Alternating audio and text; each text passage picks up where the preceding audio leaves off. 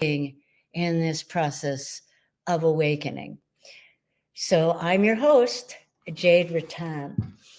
And today I wanted to talk about compassion of self. What exactly is compassion and how we can be more compassionate to ourselves? We have come from an age, a time, eons of programming.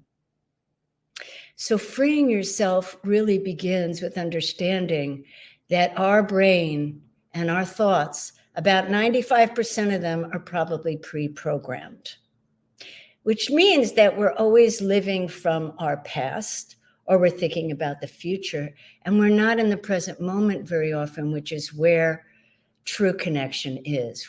Presence, connecting within, which connects us to everything, including that which is without or outside of ourselves, source, nature, connecting in. And so compassion is about with passion, with heart.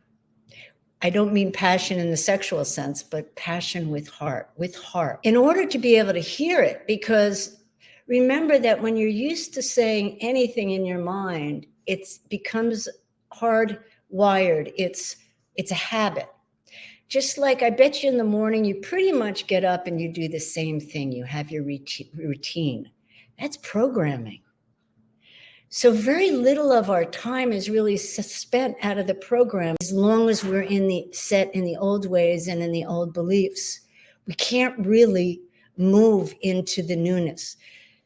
So that requires a tolerance for discomfort. Whenever we're about ready to make changes in our lives, changes that are changes we want, changes we've been asking ourselves for, that we've been striving for, the only way that's going to happen is if we start to change the stinking thinking. I call it stinking thinking. It's just the old beliefs. So if I hear an old belief and if it's negative, I already know that it's old and it needs to be changed. Because if you want an exciting new life, if you want more joy and more happiness, then these negative, punishing, critical thinking thoughts that you have, they really need to be changed, and they have to be changed in the moment.